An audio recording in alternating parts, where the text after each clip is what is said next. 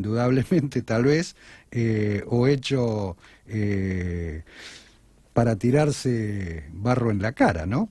No sé lo que opinás, Horacio, con respecto a este tema, ya sea el tema de Montevideo o respecto al tema de la red fluvial y el nuevo acuerdo.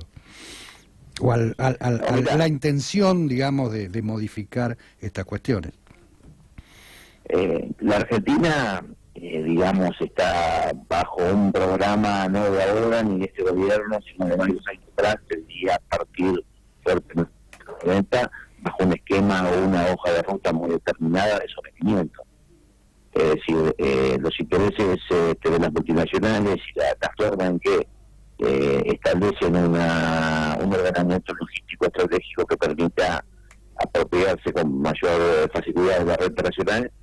Bueno, ahí tenemos un ejemplo, es decir, es una hoja de ruta, es una mesa de arena que sigue una determinada, digamos, una dirección muy específica, y que bueno, que de pronto tiene paréntesis cuando existen gobiernos nacionales que defienden los intereses o que entienden cómo protegen los intereses nacionales, y de pronto aceleran cuando se abren estas instancias de gobiernos antipatrios que bueno, fácilmente en poco tiempo avanza rápidamente.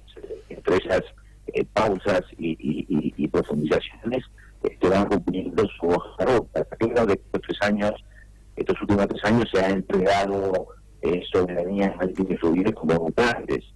La vieja, digamos, vieja objetivo de hacer del Paraná una vía fluvial internacional que permita facilitar la extracción de materia prima, digamos, dificultar estrategias de industrialización, facilitar, digamos, una renta en cuanto a lo que significa ya no solamente un commodity, sino más importante que el commodity de sí mismo, es toda la estructura logística que hace que sea competitivo. Por eso la necesidad de apropiarse de los puertos, de las vías navegables, de establecer un esquema donde no tengamos flota de bandera, hace que bueno, estemos avanzando tecnológicamente. Nunca se dio una por ese aspecto, ¿no? Especialmente yo diría un antes y después es la resignación de la soberanía de Río de Plata a favor de Montevideo, y permitir que Montevideo se entronice en los puertos profundas. Eso va a permitir, digamos, el control logístico de todo el Paraná, y a partir de ahí también es muy importante saber que desde Montevideo se establece la forma de poder apropiarse de los recursos tanto pesqueros como hidrocarburíferos del Atlántico Sur y el dominio del pasaje oceánico. Bueno, se evidente que estamos en una situación muy delicada, y seguramente en el próximo gobierno nacional y popular, a partir del 11 de diciembre de este año, vamos a tener que tomar, digamos, cartas en el asunto y empezar a echar una cuesta muy compleja, ¿no? Horacio, de las razones que se esgrimen habitualmente, por ejemplo en este caso para, inclinar la balanza en favor del puerto de Montevideo, ¿cuántas son razones concretas, reales, en lo que tiene que ver con cuestiones técnicas o cuestiones asociadas con la parte impositiva o sindical, y cuántas son razones puntualmente políticas? No, ninguna razón realmente que se pueda escribir a la luz del día, digamos, que justifiquen que Argentina resigne su soberanía portuaria a favor de Montevideo. Ninguna. Por supuesto que, digamos, en términos generales, cada país protege su cuadro social. Es decir, la Argentina es un país por la cual pasó Perón, con lo cual forma parte de nuestra identidad, nuestro ADN, las estructuras de los derechos de los trabajadores, los contratos laborales y la constitución de un contrato social que ubica al trabajador en el centro de la escena, ¿no es cierto? En Montevideo esas cuestiones no existen, digamos, el puerto de Montevideo especialmente ocupado por multinacionales, y acá no es un problema que tenemos con los uruguayos, ¿no? No hay ningún conflicto de intereses con los uruguayos. Acá el único conflicto de interés que hay es entre la renta de las multinacionales y el empleo de los argentinos. Establecer unas competencias desleales Y no solamente eso, es mucho más importante el control de la logística estratégica, más allá que, por supuesto, en términos como ahora estamos escuchando, ¿no? Es decir, los voceros de estos círculos rojos y voceros de que no son empresarios, sino que son traficantes de diferencias o herederos de viejas estructuras, esto de que hace falta, digamos, facilidad para despedir trabajadores, como si eso fuera un factor que permita el desarrollo o el progreso, ¿no?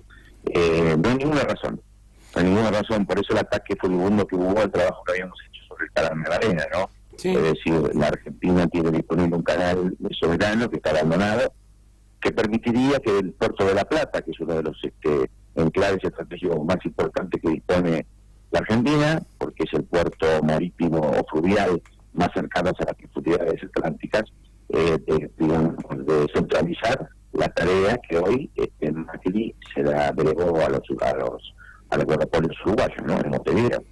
Sí, como contraposición, Horacio, si digamos, estaría en un marco de un Mercosur, pero por un lado cada vez se va desatando más los nudos para que ese entretejido desaparezca, y por otro lado se pretende con este criterio latinoamericanista decirnos no es lo mismo, cuando en realidad responde a otros intereses. Indudablemente va a haber mucho que revisar, pero un poco la intención de este espacio que nos dimos con respecto a este tema es, digamos, ponerlo sobre la mesa, ponerlo sobre la luz, porque realmente nos atiborran de cuestiones de la cual desconocemos como ciudadano, no digo en lo personal solamente, sino creo que de manera generalizada, algunas cuestiones que son costos que en base a una cuestión de costos vamos a pagar mucho el día de mañana, en cuanto a ceder lo de los puertos, ceder lo de las vías fluviales, el hecho de no contar con ferrocarriles, en definitiva, no contar con logística para poder tener exportación. Eso sería, digamos, la conclusión que saco desde el desconocimiento pleno del tema, que seguramente manejarás con mucha más amplitud que yo, Horacio. Sí, más allá que la facilitación de la exportación, yo te diría lo más grave, que es la imposibilidad del proceso de integración industrial. Exacto. Porque ese es un tema muy importante. Yo creo que acá la progresía o los pensamientos socialdemócratas que han tenido un grave daño, que son peores que los liberales. ¿Por qué digo esto? Pues, y trata de Mercosur. Tal vez en este punto en particular, en nombre del Mercosur fue lo que permitió establecer una logística colonial ya no solo para Argentina, sino para todas las economías del sector. Yo siempre digo, ¿no? El Mercosur nació a la luz del pensamiento progresista de aquella famosa foto entre Alfonsín Sarney y Sanguinetti, sí, con un pensamiento previo al consenso de Washington. Pero la letra chica, donde los reglamentarios y la institución de ese Mercosur, que reglamentariamente había nacido en ese esquema, se hizo en la década del 90 bajo una estructura de pensamiento totalmente neoliberal. Es decir, el Tratado del Paraná, que firmó Menem, la introducción de la hidrovía Paraná-Paraguay, que la denominó Puerto Cáceres en Nueva Palmira, incluyendo en el Paraná al puerto de Nueva Palmira, que nunca jamás perteneció al esquema del Paraná, porque está no solamente ubicado en el río Uruguay, sino que nunca perteneció al esquema del Paraná, hizo que bajo el nombre del Mercosur se entronizaran los intereses de las multinacionales. En nombre del Mercosur se establecieron las multinacionales portuarias de Montevideo.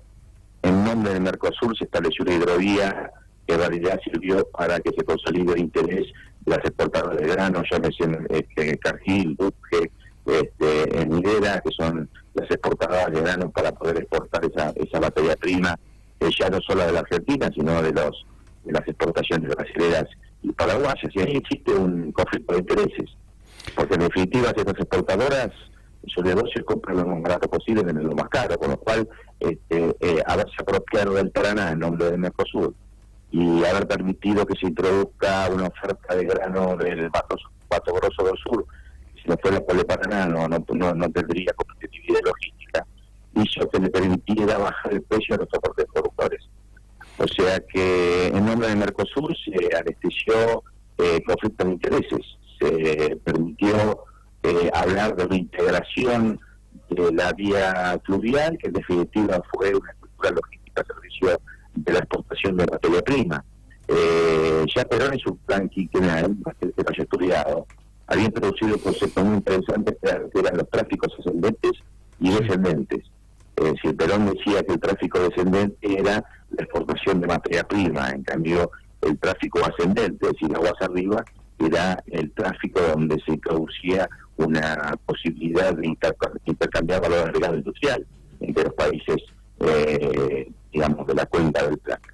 Hoy si vos analizás la estadística del transporte de granos, te vas a dar cuenta que el 80% es exportación de materia prima, no hay intercambio industrial por las vías navegables, con lo cual está claro que en nombre del Mercosur lo que se hizo, se estableció una logística de sometimiento y de servicios y servicios coloniales, ¿no? Parecería que en nuestra historia esta cuestión en nombre de hubiera sido una constante, ¿no? Rivadavia contrae una deuda mayúscula en nombre de un futuro mejor. Roca hace un pacto alguna vez en pos de una exportación mejor.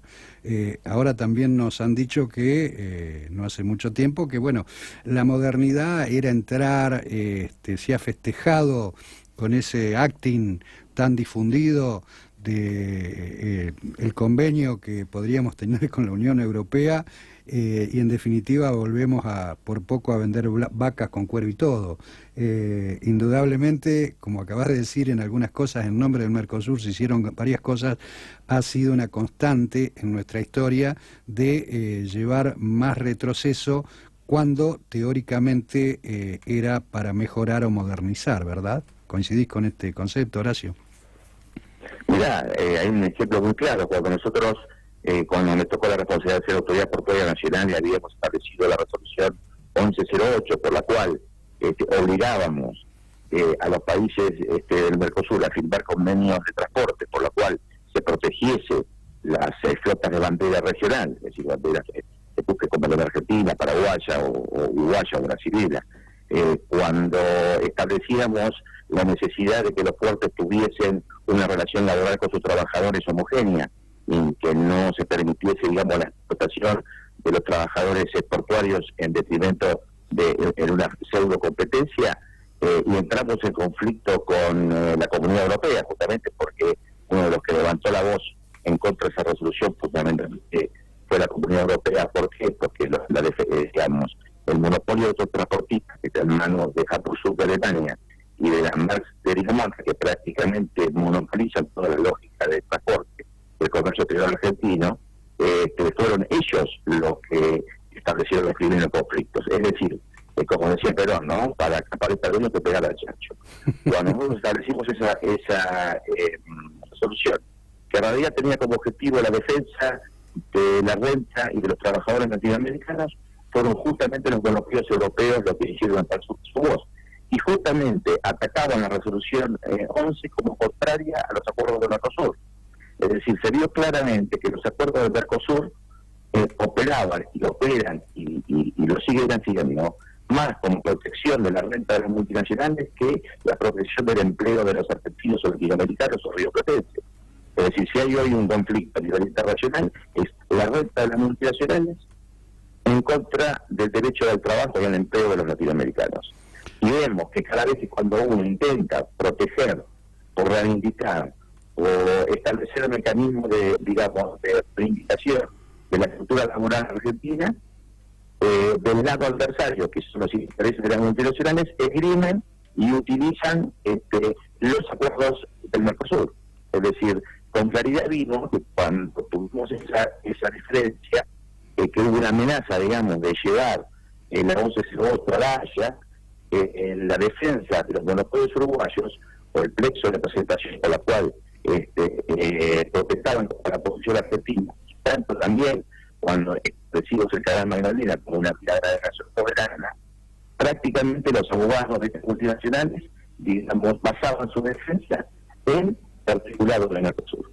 O sea que cuando uno pone el dedo en la llaga y defiende efectivamente los intereses nacionales, aparece el Mercosur ya no como su plataforma nacional, que era justamente el espíritu del Mercosur, que era defender el proceso endógeno de industrialización y la defensa del empleo de los norteamericanos, terminó siendo, como fue establecido en la década del 90, y los que escribían, digamos, la articulación de ese Mercosur cuando fue llevado a la práctica fueron los abogados de la multinacional, en nombre de Argentina, de Uruguay o de Brasil, en definitiva, en vez de defender los intereses del empleo de los latinoamericanos, defendían los intereses de las multinacionales, terminó siendo un instrumento para consolidar este modelo de sometimiento colonial logístico que sufre fundamentalmente Argentina, ¿no? Genera muchísima claridad. Sin embargo, a veces uno tiene más dificultad para explicar esto en el sector de la progresía argentina que frente a los neoliberales. Y digamos, si te que el acuerdo con la Comunidad Europea, el acuerdo con la Comunidad Europea es una tragedia. Y si hay un punto central y un objetivo es que finalmente la Argentina derogue el Tratado Bilateral de Transporte, que protege justamente los transportes nacionales entre Brasil y Argentina, y fundamentalmente que Argentina derogue el pilotaje nacional, la protección que tienen, digamos, los transportes internos en Argentina bajo buques de la Mar Argentina.